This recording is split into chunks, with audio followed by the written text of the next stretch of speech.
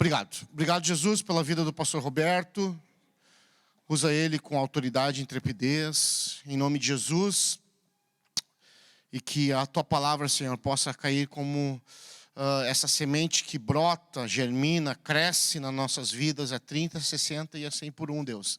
Em nome de Jesus. Em nome de Jesus, usa o teu filho. Amém.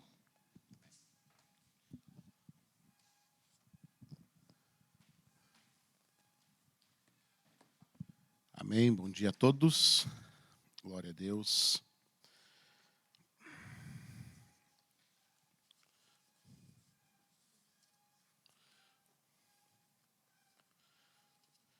Parece que tem uma briga de gato lá no teto, né? Mas não é. É o exaustor ali, a ventilação, então ele precisa de um óleozinho, né? Ou sei lá o que precisa, de repente, parar esse barulho aí. Mas um dia a gente consegue. O acesso ali é bem difícil, senão a gente já tinha ido lá para parar com esse barulho aí. Mas, glória a Deus. Amém. Queridos, abra sua Bíblia no livro de Provérbios, no capítulo 29. Provérbios 29, vamos começar daí. Quero ler uma palavra aqui com vocês, que trata sobre o nosso assunto, que fala sobre visão.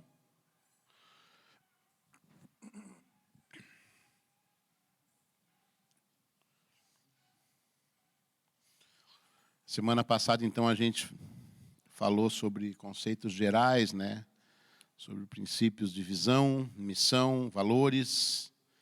Entramos um pouco na história, na identidade da igreja, né? Então, queria falar um pouco hoje sobre a questão mais específica. E Provérbios 29, 18 diz assim: não havendo profecia, o povo se corrompe, mas bem-aventurado é aquele que guarda a lei. Amém. Essa palavra aqui, que foi escrita no hebraico, a palavra profecia, ela se escreve do hebraico shazon. E a palavra shazon, que é uma...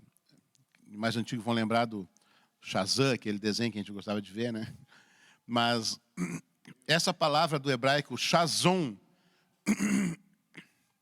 o que ela significa?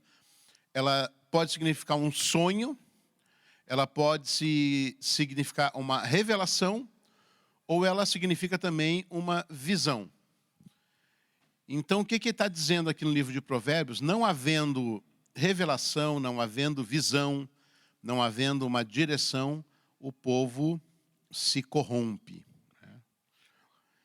E essa palavra também, essa palavra se corrompe, o hebraico dela, o original dessa palavra é parar. É para com um H no final, parar. E o que significa essa palavra? Ela significa uma oxidação, ela significa uma corrosão, algo que vai se corroendo. Ou seja, não havendo visão e não havendo direção, as coisas se corroem, se deterioram, elas caminham para o caos. É mais ou menos aquele conceito que a gente vê na física de entalpia e entropia, mais ou menos isso. As coisas elas caminham para o caos, de maneira natural. E não havendo uma direção, não havendo um sentido para as coisas, elas acabam caindo na corrupção. E a corrupção, ou que tem a mesma raiz, a corrupção, a corrosão, é algo que vem assim de dentro para fora. Algo que vai acontecendo lentamente, algo que vai acontecendo de maneira progressiva, mas que no final pode trazer um grande prejuízo. Antigamente, as construções eram feitas com canos de um material, não era ferro, né? Porque senão a água saía oxidada, mas era um material de metal, era um outro tipo de metal. tipo um antimônio, alguma coisa assim. Mas mesmo esse metal, ele sofria em algumas partes essa corrosão, essa oxidação. E não raro era de se encontrar em algumas construções mais antigas, né, que de repente aparecia lá uma infiltração, a parede ficava toda úmida, a coisa começava a ficar, né, comprometida, e aí ia lá um hidráulico, um construtor ia lá, abria a parede, quando abria estava corroído aquela parte do cano ali. Por quê? Porque a ação do tempo, a ação a ação química até da própria construção acabou corroendo aquele material. Isso pode acontecer um dano terrível, né, quando essas coisas acontecem. Da mesma maneira, na nossa vida de igreja, se não há uma direção e não há uma visão, então pode haver também essa corrosão e essa corrupção. E são coisas que vão acontecendo, sabe, devagarinho, de maneira progressiva, e às vezes a gente nem nota. A pessoa não nota. Quando ela vai notar, pode se tratar de um processo irreversível, pode ter que derrubar a parede e fazer tudo de novo. Por isso que a nossa vida com Deus, a nossa caminhada, ela precisa de direção, ela precisa de visão, ela precisa estar com um alvo. Devemos estar caminhando para o alvo. Porque isso nos ajuda, sabe? Nos ajuda. Eu vou dizer uma coisa para vocês. Hoje era um dia, né? Quem não pensou hoje antes de vir para cá? Quem sabe hoje é o dia de ficar em casa, né? Muitos pensaram. Olha lá, eu vou estar dizendo, eu pensei. Eu pensei também. Mas o que nos motiva a estar aqui? É justamente a nossa visão, nosso desejo, nosso querer, né? Porque quando, sabe, as corrupções elas vão acontecendo devagarinho, né? Devagarinho. E a maior corrupção que existe é a corrupção chamada 5 minutos. Já ouviram dizer 5 minutos?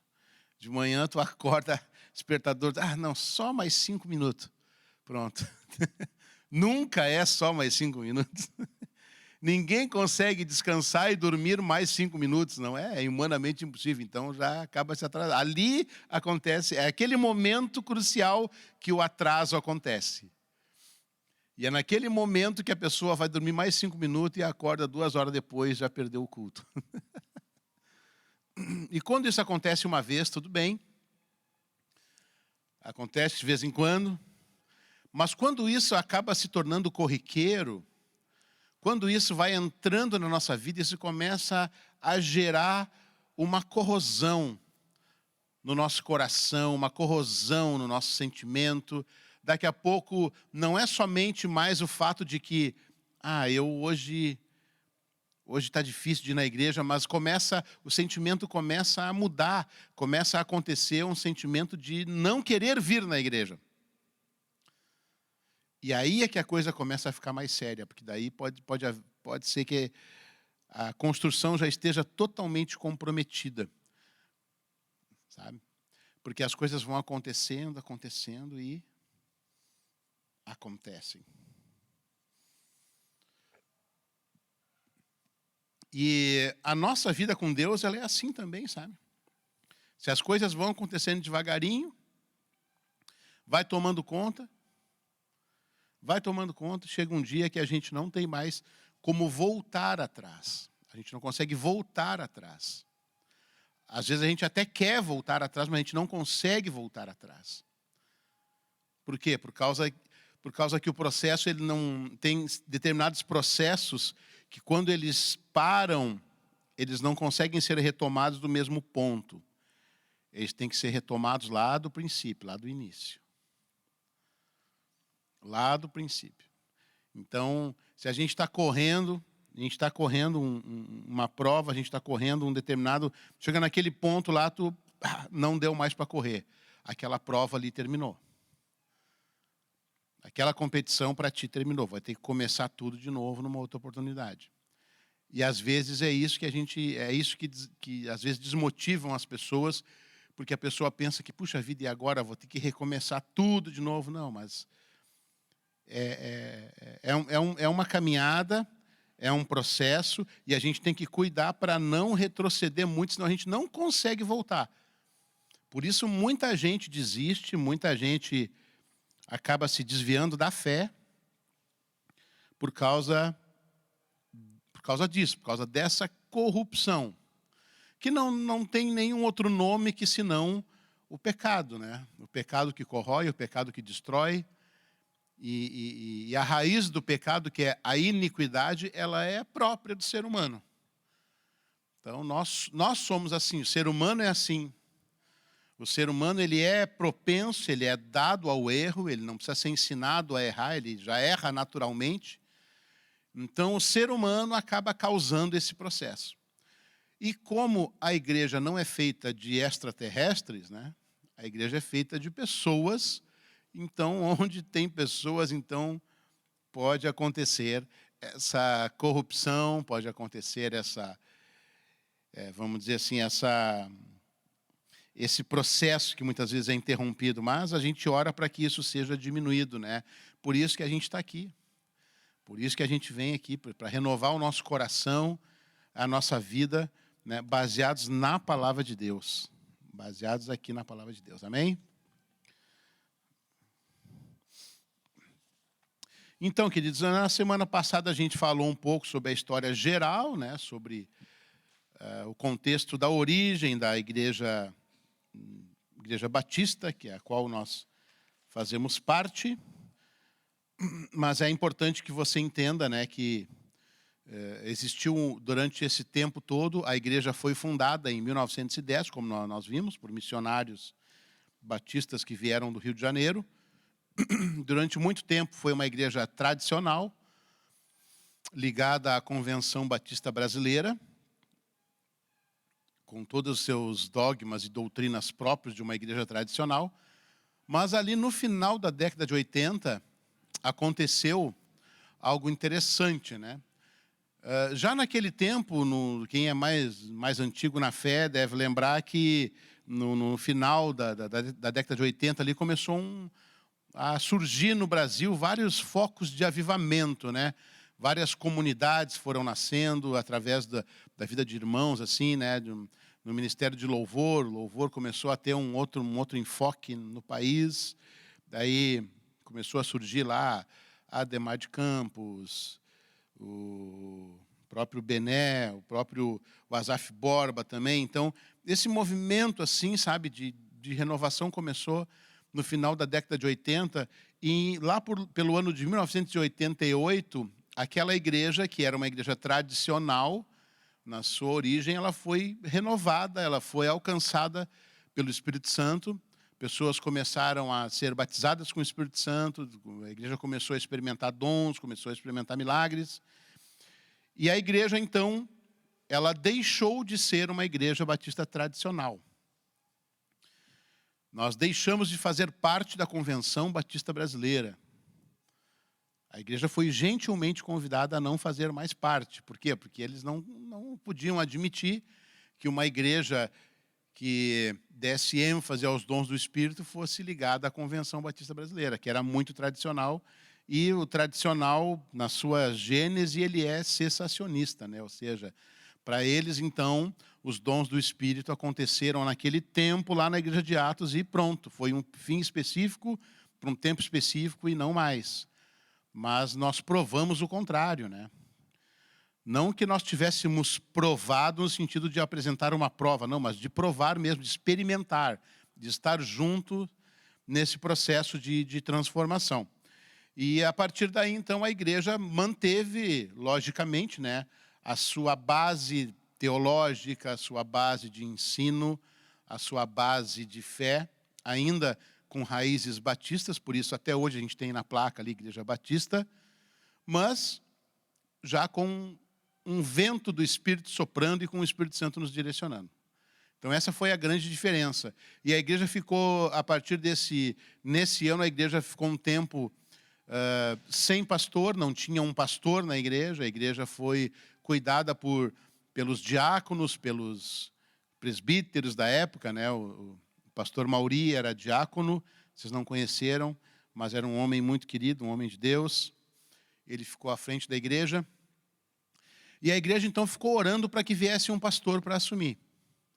A igreja orava, precisava de um pastor, e orando para que um pastor que entendesse essa obra do Espírito Santo, né? Até que, então, nesse mesmo ano, mais para o final do ano de 88, Deus trouxe, então, a pessoa do pastor Gessé, Getúlio Gessé Rodrigues Guimarães, era o nome dele, nosso pastor, e ele assumiu a igreja no final da década de 80, ele veio lá de Belém do Pará, ele era pastor de uma igreja lá em Belém do Pará, uma igreja batista também, ele passou pela junta de missões da Igreja Batista Filadélfia, ele fez seminário no Rio de Janeiro, ele pastoreou a Igreja Batista também lá na fronteira, lá na Santana do Livramento. Então, era um homem que tinha uma experiência já com Deus e veio assumir a igreja, né? No final da década de 80. E a partir daí, a partir desse momento em que Deus confirmou que era ele a pessoa que ele estaria à frente e que ele foi apresentado para a igreja, Deus também deu uma orientação para ele. E a gente, até revendo a história de como eram os batistas, né, a gente não se surpreende muito com essa direção. Ele disse assim, ó, aqui teriam 3 pilares que iriam nortear a visão da igreja, que iriam nortear a maneira como a igreja caminharia, que seria missões, palavra de Deus e louvor e adoração. Essas 3 áreas seriam as áreas principais em que a igreja estaria fundamentada. Então, louvor e adoração, porque hoje a gente, principalmente quem chega hoje na igreja, quem se converte hoje, ele se depara com uma realidade que há tempos atrás não era assim.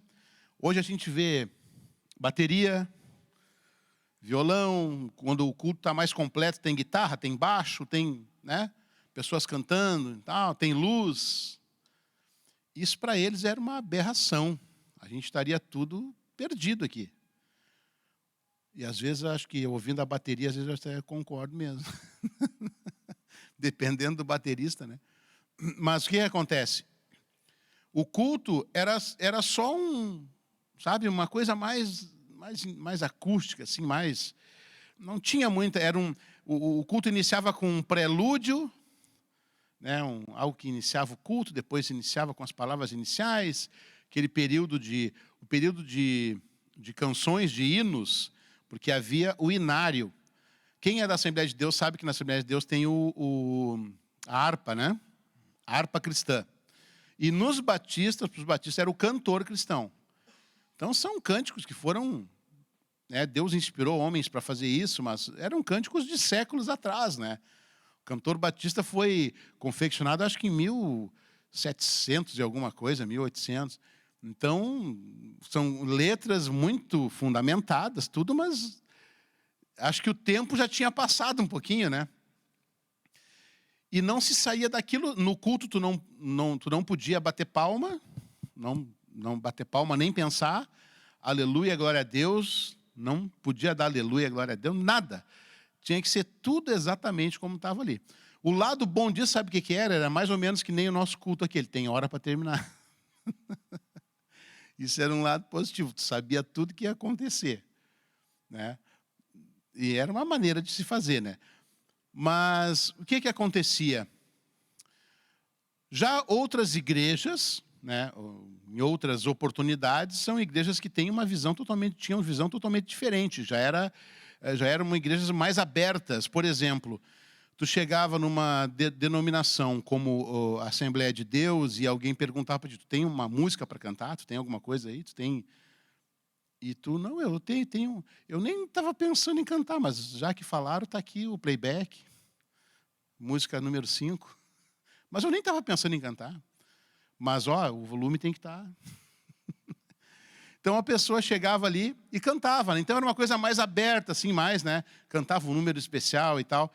Só que o que a gente entendeu? Por que se entendeu em dar ênfase no louvor e na adoração?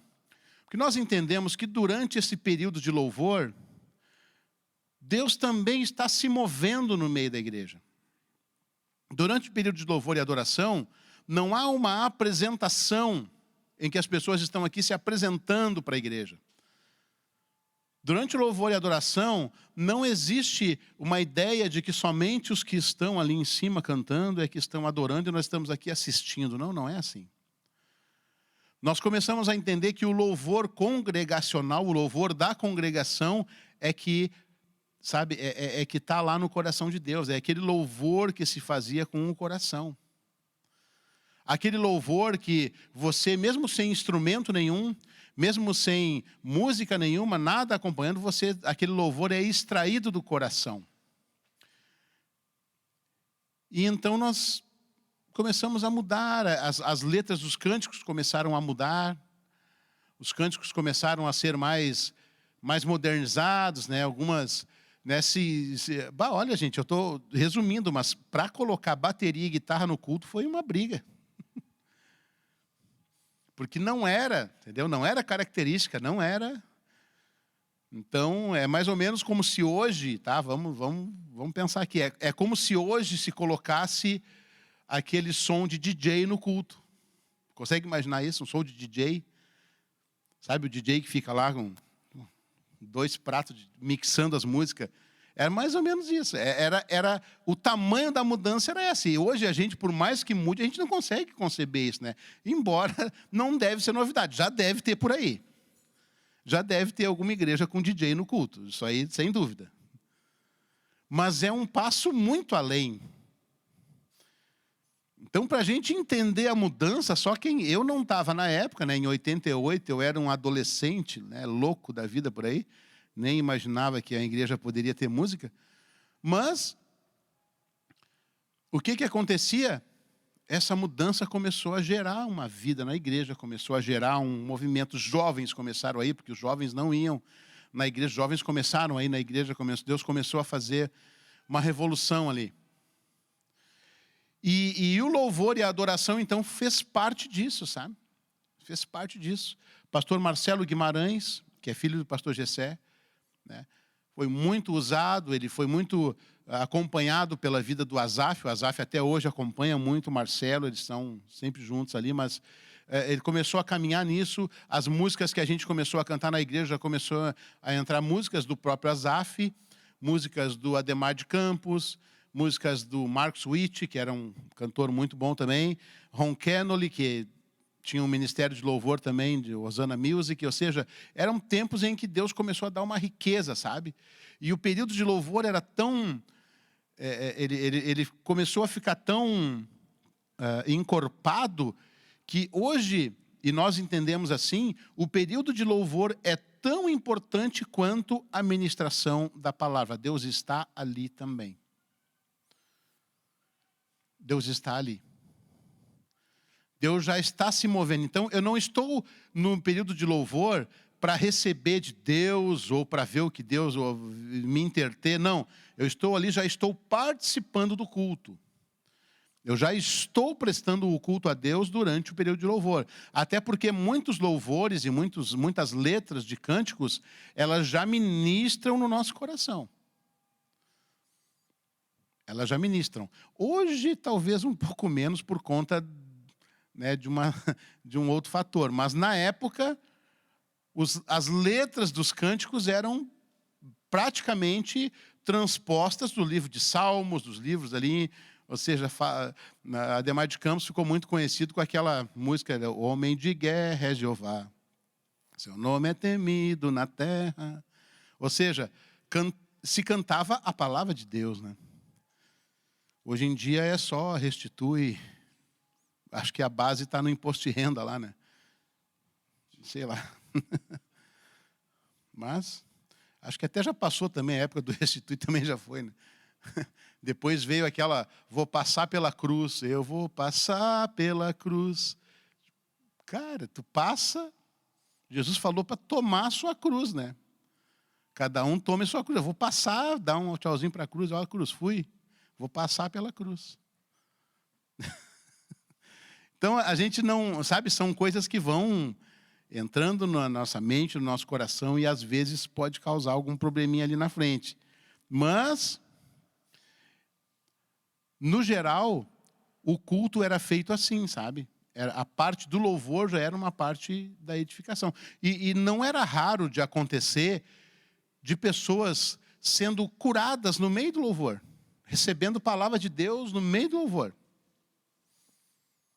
E era porque era Deus se movendo ali. Deus se movendo. E aí se começou a ter também, e isso o pastor Gessé já tinha uma experiência com missões, né?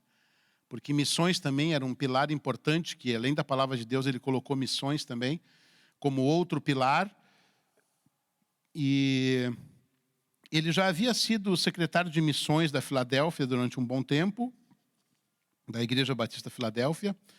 E ele conta uma vez que ele pastoreava uma igreja pequena no interior. Não me lembro em que cidade que era. Ele estava naquela igreja, ele não era o pastor, mas ele era o responsável pelas missões na igreja. E aí, a Convenção Batista tem o dia de missões, né? Um dia voltado para missões. E eles deram uma orientação de que todas as igrejas no Brasil deveriam, então, naquele dia, levantar uma oferta para missões, né? Para sustentar os missionários, enfim, para abençoar os missionários. E de todo o Brasil, aquela igrejinha que era pequena, que era a igrejinha que ele estava, foi a que fez a maior oferta de todo o Brasil. Lógico que não foi a oferta em números absolutos, tinha igrejas maiores que ofertaram mais. Mas se tu pegasse o número de membros da igreja e a proporção daquilo que foi ofertado, foi a maior oferta que teve no Brasil todo. Então aquilo já estava no coração dele, né? Investir em missões, falar em missões. E isso foi algo assim que nos move até hoje. Até hoje nós temos essa veia missionária, né? E o que acontece? Já lá na década de 90, né? O pastor Gessé já tinha se consolidado ali como pastor. Aí então se começou a falar mais sobre missões. E nós enviamos o nosso primeiro missionário, que foi pastor Sérgio França. Pastor Sérgio França. Não. Estou enganado. Nosso primeiro missionário a ser enviado foi pastor Roy. Foi antes do pastor Sérgio França, o pastor Roy foi enviado para Angola. Ele, a sua esposa, os seus filhos pequenos foram enviados para Angola. Depois, no ano seguinte, foi enviado o pastor Sérgio e a sua família também para Portugal. Então, esses foram os primeiros envios missionários que a igreja fez ali no início da década de 90. Esse foi, acho que 93, por aí. E a igreja começou, sabe, a viver mesmo, e sempre você pode notar que a raiz de missões, ela sempre esteve próxima, assim, sabe? Nós enviamos o pastor Roy, até hoje, para vocês terem uma ideia, lá em Angola, Angólica é boa, né? Angola passava por guerra naquela época lá.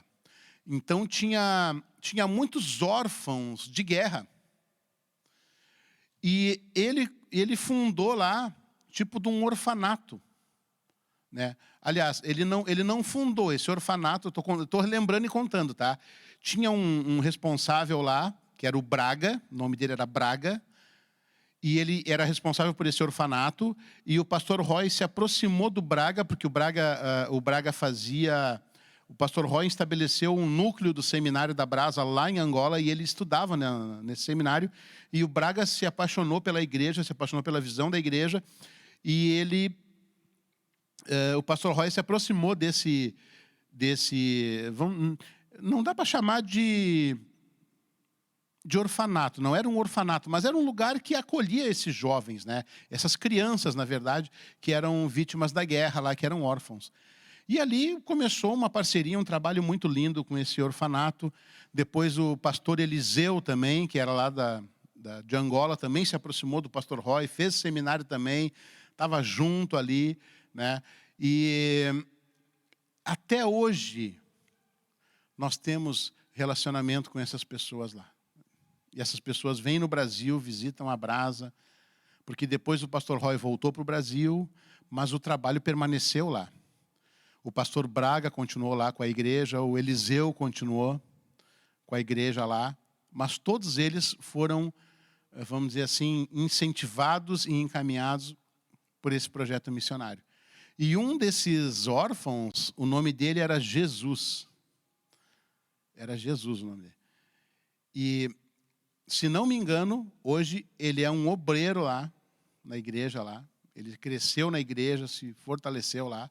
Ele é um obreiro, deve ser até pastor já numa igreja lá em Angola. E é impressionante, né, como isso até hoje assim ainda nos impacta, né? E há pouco tempo atrás tivemos um congresso de missões em que o próprio pastor Eliseu veio, né? Sabe, a diferença de cultura, mas Deus é o mesmo, né? Ele veio e disse: eu tenho herança aqui entre vocês, eu vim reclamar a minha herança. Ele dizendo, né? Amém, nossa herança é o céu, né? Então vamos reclamar junto. Nossa herança é o céu. E primeira vez que ele veio ao Brasil, pastor Eliseu, imagina, havia fome na África, né? E guerra ainda. E ele foi convidado para ir num retiro. E nesse retiro, como acontece, para nós aqui é uma coisa normal, né? Alguns irmãos, na hora de tirar o prato da mesa, iam e colocavam comida fora, assim, para botar o prato ali para lavar, né? E ele ficou desconsolado com aquilo, ele ficou muito triste, estava chorando num canto, alguém foi falar com ele lá, um pastor foi falar com ele. Ele dizia: o que houve, o que houve? Ele disse: eu não posso ver isso, eu não posso ficar ali, eu não posso ver isso. Mas por quê? O que houve? Aquele alimento que vocês jogaram fora ali, alimentaria uma família por uma semana, lá no lugar onde eu venho. Bah, aquilo ali foi um choque, né? Mas a gente não se dá conta, às vezes, da riqueza que a gente tem, né? Do quanto a gente tem e de quanto tem pessoas que não têm.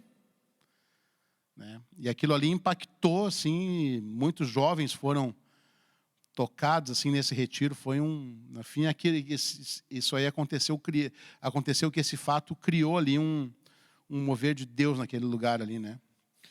Bom, e aí essa obra missionária depois continuou. O pastor Sérgio França voltou de Portugal para o Brasil. Aí o pastor Luciano, cunhado do pastor Glavão, Luciano Martini, foi para Portugal. Acho que isso aí já era o ano de 96 ou 97. Ele foi para Portugal, ficou um bom tempo lá. 10 anos, né, se não me engano. 6? Sei que ele ficou um bom tempo lá. E numa dessas andanças dele, né, lá em Portugal, isso já estamos em 90 e alguma coisa, quase nos anos 2000. Tá? E nós aqui na BZN, tá? Porque quando começou a surgir esse avivamento na igreja, tá? Falei sobre louvor, falei sobre missões, e eram 3 pilares, né? E são 3 pilares que também tem a palavra de Deus, né? A palavra de Deus, só para fechar esse parênteses aqui, depois eu continuo na questão lá de Portugal. Começou também a haver uma diferença na visão da igreja, de forma até na sua administração. O que acontece? O pastor Gessé, ele tinha um pensamento, tá? Era um pensamento dele, de que aquele que tinha a autoridade espiritual da igreja, também teria a autoridade administrativa. Esse era o pensamento dele. Porque no conceito batista de administração, né, o batista tradicional, haviam comissões, haviam departamentos, sabe? Então, para tu pintar uma porta na igreja, tinha que falar com a comissão de obras, que ia falar com o departamento de obras, que ia fazer uma reunião, ou seja, era tudo muito difícil, né? Apesar de ser extremamente organizado. Então, tudo tem seus 2 lados, né? Tudo tem seus 2 lados. E aí o pastor Gessé tinha aquele pensamento: não, quem tem a autoridade espiritual também tem a autoridade administrativa. E aí ele teve logicamente que ele pensou, né, que não ia ser só ele, né? Não é só ele sozinho, senão seria uma ditadura, né? Não, eu faço, eu decido, eu penso. Não. Então ele criou um presbitério.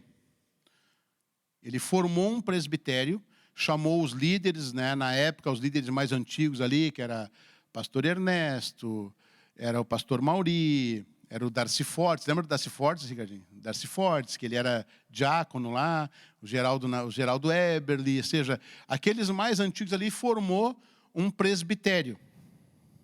O pastor Roy, na época, tinha chegado ali também. Esse presbitério era a forma de governo da igreja. Então, havia um presidente nesse presbitério, que era o pastor Gessé, mas esse presbitério era um colegiado, né, que faziam reuniões toda semana, semanalmente eles faziam reuniões. E, na verdade, o que acontecia era que quase todo culto tinha uma mini reunião ali também, né, de presbitério, porque os pastores sempre se reuniam lá na salinha do pastor Gessé para falar sobre o culto. E também vou falar rapidamente para vocês sobre colocar a palavra no óleo. Já ouviram isso e acharam estranho? Muita gente acha estranho, mas é um termo que a gente utiliza de colocar a palavra no óleo, que nada mais é do que o seguinte: quando a gente se reúne ali antes do culto, os pastores, a gente pergunta: quem tem uma palavra hoje? Aí um diz assim: eu tenho uma palavra que fala sobre arrependimento. Está lá no texto tal, livro tal. Aí outro diz assim: olha, eu tenho uma palavra que fala sobre o sangue de Jesus. Está lá no livro tal, texto tal. Aí um outro diz assim: olha, eu tenho uma palavra que fala sobre isso. Então cada um coloca o seu assunto. E aquele pastor que naquele dia está na direção do culto, que vem aqui, que faz, né, a transição do culto, está discernindo o ambiente, ele é que vai decidir, né, logicamente orientado pelo Espírito Santo, quem vai pregar naquele culto. Isso se chama colocar a palavra no óleo. É um termo que se usa. Teve gente que já imaginou um monte de coisa. Aqui a gente escrevia num papel e jogava numa panela com óleo. E, gente, teve de tudo. Mas é simplesmente isso. Por que colocar no óleo? Porque é para colocar à disposição, sabe? Colocar assim à disposição do Espírito Santo, que é tipificado pela figura do óleo. Então está à disposição de Deus para ser pregada. É simples assim. Mas é a maneira como a gente faz. Aí tem gente que não entende. Não, mas como assim? Como assim não sabe quem vai pregar? E como é que fica? E a pessoa não vai se preparar? Não, a pessoa já se preparou. Quando a pessoa coloca a palavra à disposição, é porque ela já se preparou. Mas e se a pessoa se preparou e foi lá e estudou e fez e tal e colocou a palavra ali e não é ela que pregou, o que acontece? Não acontece nada. A palavra está lá. O que vai acontecer é que ele vai ter oportunidade de revisitar aquela palavra, de aperfeiçoar, de ter algum outro insight que ele não teve, sabe? Ou seja, ele vai aperfeiçoar aquilo que ele já recebeu de Deus. É assim que acontece. Então, a palavra de Deus, sabe? A palavra que nós cremos também, que a palavra ela tem 3 níveis, tá? Isso aqui é importante. A palavra tem 3 níveis. Ela tem o primeiro nível, e que eu particularmente considero o mais importante. O primeiro nível é o que está escrito. Simples assim. Eu sempre digo, sabendo ler já melhora muito. Às vezes a pessoa tem uma ideia de uma palavra que, pastor, é aquela palavra. Não é assim, lê de novo. A pessoa vai ler de novo. Realmente, não é. Era uma vírgula, é uma letrinha que muda todo sentido. Então, sabendo ler já é um bom início, gente. Então, o primeiro nível, aquilo que está escrito. Segundo nível, é quando aquilo que está escrito tem aquilo já dá um outro sentido. Aquilo já é uma comparação, aquilo já é uma alusão a outro fato. Sabe? E aí, esse é o segundo nível. É quando aquilo que está escrito já dá um outro entendimento. E o terceiro nível, que é um nível assim que já é mais perigoso, mas que não tem como chegar nele sem passar pelos outros 2. Tem o primeiro sentido, é o sentido prático dela, o que está escrito. Um segundo sentido seria um sentido mais alegórico, né, mais comparativo. E o terceiro nível é quando aquela palavra te traz uma revelação numa aplicação daquilo que talvez você lendo assim de primeira você não entenda, mas aquilo te traz um entendimento, sabe? Nós cremos nisso também. Nós cremos que Deus pode trazer uma revelação, pode ter uma aplicação, mas desde que isso seja considerado de uma maneira, sabe, que o Espírito Santo esteja conduzindo. Não é de uma maneira assim, a pessoa não pode chegar e viver só de revelação, não é assim. Não existe isso. Uma vez um irmão chegou para mim e disse o seguinte: olha, eu estou bem com Deus, porque agora nem a Bíblia eu leio mais. Eu digo, como? Como é que é? Não. Comigo o negócio agora é revelação. Se não for revelação, eu nem falo. Eu digo, tá, mas se tu não lê a Bíblia? Não, é revelação, é revelação. Eu digo, mas que é isso, cara? Meu Deus, é funcionário da Kodak. Kodak é dos velhos também, né? Nem existe mais. Gente, toda revelação que não procede da palavra, cuidado. Porque nenhuma revelação vai ser contra aquilo que está escrito. Jamais. Se for assim, já está escrito na lata, não é de Deus. E aí a pessoa que começa a falar muito por revelação, eu já fico com o pé meio atrás, né? Mas eu creio em revelação de Deus, irmão, né? Não sou tradicional, não. Eu creio que Deus fala e Deus se revela sem problema nenhum. Mas a Bíblia só nos autoriza a julgar a profecia e não o profeta, né? Se alguém vem te dar uma palavra, assim diz o Senhor, isso, tu diz amém, e fica esperando. Se cumpriu, o Senhor falou. Se não se cumpriu, no Antigo Testamento era apedrejado, né? Mas não julgue o profeta. Pode ser na maior das boas intenções. Mas de boas intenções, deixa para lá, né? Então, louvor e adoração, palavra de Deus, a palavra sendo ministrada como inspiração de Deus, trazendo vida para a igreja, e missões. Essas são as três bases em que o ministério foi fundamentado. E aí começaram, então, a surgir várias igreja em Pelotas, em Caxias do Sul, Rio Grande, Carazinho, Bagé, em várias cidades aí, né? Esteio, Gravataí, Alvorada. E a Brasa Zona Norte surgiu. Esse ano, nós vamos completar 20 anos de história aqui na Zona Norte. Vai ser dia 15 de outubro, né, pastor Vasqueles? 15 de outubro, vai cair num sábado. Nós vamos ter um culto especial aqui comemorando 20 anos da BZN. Que começou ali na sala da Casa da Estelita. Há 20 anos atrás. Já nessa visão, sabe, de expansão, de multiplicação, começamos ali com um grupo caseiro, tinha 7 pessoas. E aí nós se juntamos ali com o Glavan e eu e a Adriana. A Adriana tinha um piano maravilhoso, que era um Roland FP8, pesava uns 50 quilos. E eu tinha que carregar aquele piano. E aí, para subir as escadas ali, gente, era... Por que ela não tocou flauta, né? Mas, amém. Hoje é o dia que eu vou ter que carregar o piano de novo, que ela vai tocar o piano hoje, tem que carregar, mas amém. Deus não dá um peso maior que a gente possa carregar, então vamos carregar o piano. E o que acontece? A igreja começou a crescer ali num grupo aqui na Zona Norte, a igreja começou a vir, começou a tomar corpo, e nós, nessa época, a gente estava passando aqui pela Dona Alzira, eu e o Glavan procurando um lugar assim, e daqui a pouco eu olhei aquele prédio que tem mais adiante aqui, depois do X da Alzira, tem um prédio número 205. É um prédiozinho, eu olhei, Glavan, olha aquele prédio ali, é aquele prédio que a gente vai alugar. Aí ele parou o carro, olhamos ali, tinha uma plaquinha de aluga, ligamos para o proprietário, falamos e tal, e ali começou a BZN.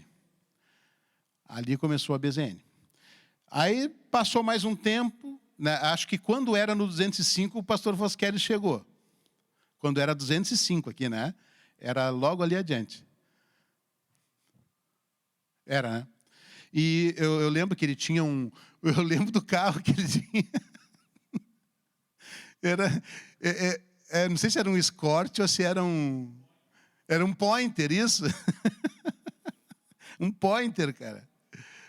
Eu lembro do carro do pastor Vasquez. E aí nós ali felizes da vida, só que daqui a pouco começou a ficar pequeno ali, né? Começou a ficar pequeno e tal, e nós, vamos ter que alugar um outro lugar. Aí nós olhamos para o outro lado da rua, na Dona Alzira, número 158, que era o prédio ali do Clautor, que é o proprietário, ali nós fomos lá, ligamos para ele, pronto, mudamos. A gente só tirou as coisas desse lado da rua e passamos para o outro.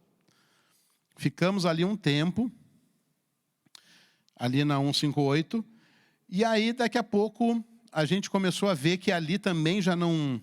Era um lugar muito encaixotado, né? A gente não tinha muita mobilidade assim, né? E aí nós conseguimos aquele prédio lá da Alberto Silva, 580. Aquele prédio era um prédio horroroso.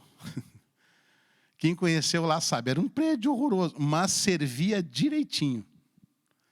Ele acomodava todos os nossos projetos, acomodava a escola de dança, acomodava o seminário, acomodava a escola Príncipe da Paz, ali no seu anexo.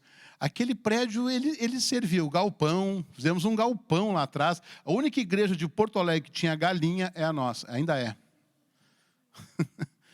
Lá no nosso galpão criou lá atrás. Gente, aquele prédio, e a gente usava cada metro quadrado ali, a gente usava. E, graças a Deus por isso, né? Só que em 2014, o que aconteceu? Pegou fogo. Queimou tudo. O prédio foi totalmente destruído, mas graças a Deus que a igreja ficou intacta. As pessoas, graças a Deus o Vicente estava dormindo no dia, não se machucou, ninguém se machucou. O Anderson estava lá também, né? Ninguém se machucou. E graças a Deus, né, que Deus, pela sua misericórdia, né, nos proporcionou de reunirmos um tempo ali no ginásio ali do Colégio Adventista, reunimos ali um pouco ali no ginásio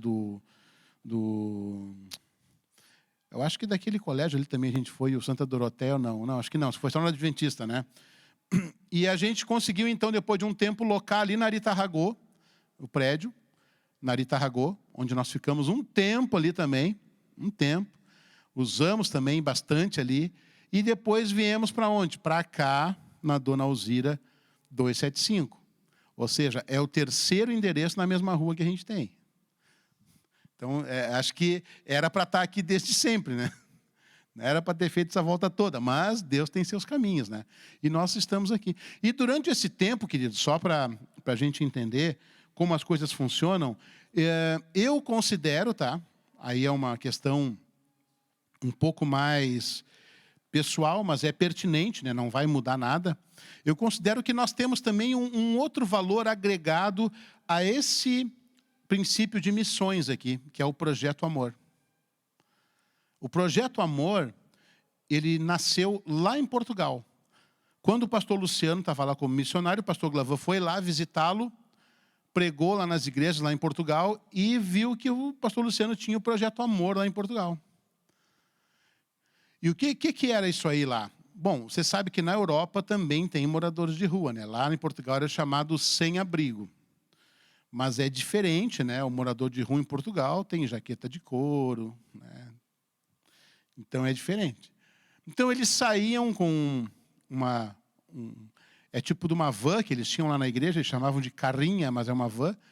Eles saíam para lá, eles iam distribuir alimentos para as pessoas e roupas para quem precisasse, enfim, durante a noite. E muitas pessoas eram alcançadas, né? E o pastor Glavan veio para cá inflamado com essa visão do Projeto Amor. Na época, nós estávamos ali na 158 da Dona Alzira.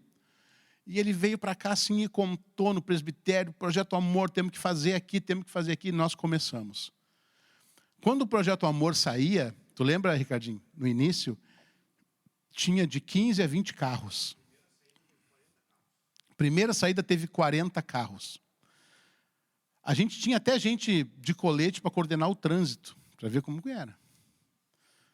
Era aquela fila de carros saindo, tudo adesivado, Projeto Amor, era mais ou menos uns 600 ou 700 cachorro-quente, mais roupa, mais um monte de coisa. A gente atendia morador de rua, atendia a emergência do Conceição, do HPS, do Cristo Redentor, de um monte de lugar. E o Projeto Amor começou a tomar corpo na cidade, né? Começou a tomar, vamos dizer assim, começou a ser conhecido, até que hoje nós temos, fruto do Projeto Amor, a Casa Apacentar.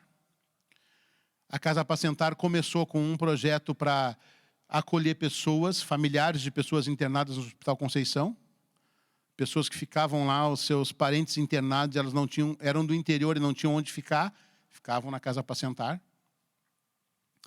E aí, depois de um tempo, agora, quando estourou a pandemia, esse contrato ele foi suspenso com o Conceição, né, com o Poder Público, que acabou, na verdade, vindo e se interessando pelo projeto. E hoje nós temos ali funcionando um acolhimento para pessoas de outras nacionalidades, né? É uma casa de acolhimento para pessoas que vêm de fora, para imigrantes. Então a gente continua ainda cumprindo ali o fundamento disso, né? Que é auxiliar as pessoas, e essas pessoas, muitos são alcançados para Cristo. E quando era o projeto em conjunto com o hospital, pastor Vosqueles, tem o número atualizado de quantos passaram por ali? 10.000 pessoas. Você tem ideia? Só que 10.000 pessoas de tudo que é lugar. Vinha pessoas de fora do Rio Grande do Sul. Pessoas até de fora do país já estiveram ali. Acolhidos, abraçados pela igreja, e muitos receberam a palavra de Deus, e quando voltaram lá para o seu lugar de origem, quem sabe o que Deus pode ter feito, né? E esses são os projetos que a gente tem. Então, a partir disso também, né, a gente atuando muito sobre... até é importante que você saiba que essas coisas existem e que você também vá visitar, vá procurar saber como é que você pode, inclusive, ajudar esses projetos, né? Nós temos esse projeto aqui, nem é um projeto, é um trabalho efetivo da Escola Jerusalém. Porque quando nós estávamos aqui ainda, na número 158, nós locamos um prédio aqui do lado, era o prédio todo que a gente locou, e nesse prédio funcionava a escola de dança, funcionava a secretaria da igreja, e no último andar lá funcionava a escola... Como é que é? Já era Príncipe da Paz o nome, né, pastor Vosqueles? Começou já como Príncipe da Paz. Era uma escola para... assim, é tipo uma pré-escola, né, com crianças, que era um desejo, um sonho no coração da Inês, assim, e Deus foi abrindo as portas, né? E esse projeto ele foi crescendo, quando nós fomos lá para Alberto Silva, tinha todo aquele anexo em volta ali, que era a Escola de Educação por Princípios, Príncipe da Paz. Através da escola também, muita gente foi alcançada, muitas vidas foram alcançadas, muitas crianças foram... Olha, na época, hoje devem ser adolescentes já, né, ou até maiores, mas muitas crianças foram alcançadas ali. E aí, quando deu aquele incêndio lá, estou resumindo, tá? Se você quiser detalhes, fale com o pastor Alberto e a Inês, que ele vai contar tudo para vocês. E o que aconteceu? Eles achavam que, quando pegou fogo lá, enfim, a escola teve que sair de lá, tentamos colocar ali na igreja ali do pastor Dari, que é a Aliança Bíblica, mas não foi possível, né? Não foi possível, não tinha lá a adequação por causa das questões de PPCI, enfim, né?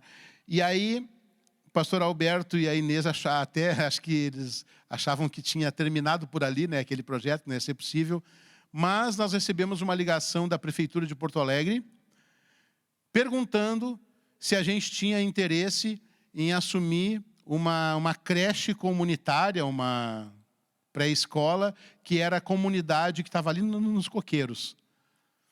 E aí foi aceito o desafio, e hoje está funcionando plenamente ali a Escola Jerusalém.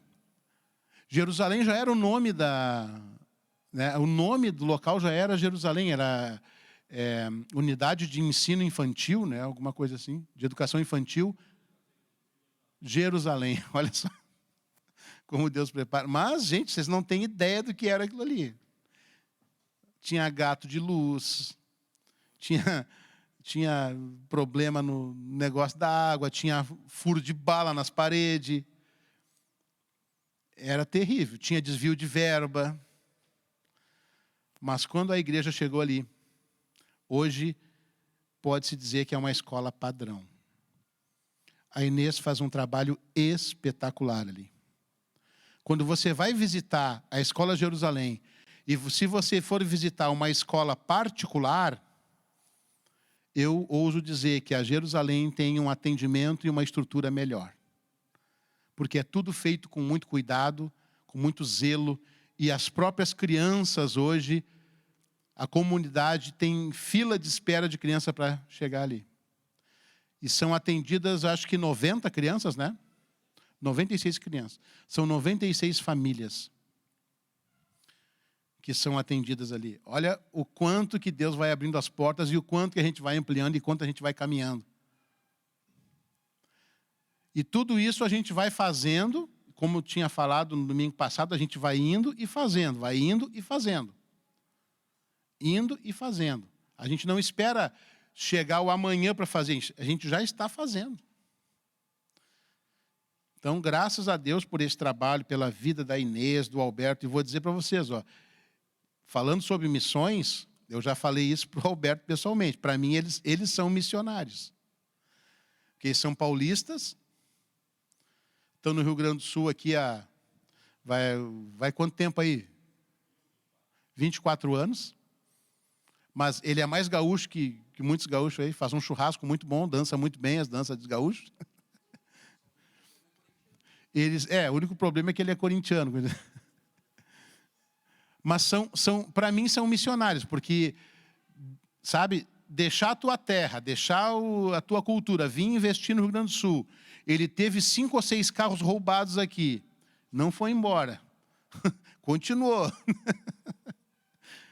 Olha, as seguradoras, é o terror das seguradoras. Deve ter uma foto dele lá na seguradora, esse não.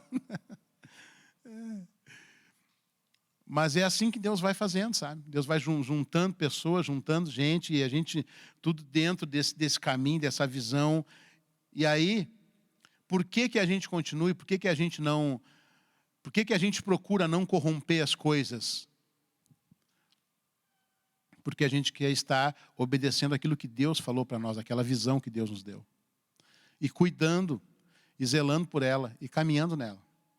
Essa é a nossa segurança. Tudo aquilo que está na palavra de Deus e que Deus tem falado para nós fazer, nós procuramos cumprir. Procuramos cumprir. E esse ano, então, vamos fazer 20 anos de BZN.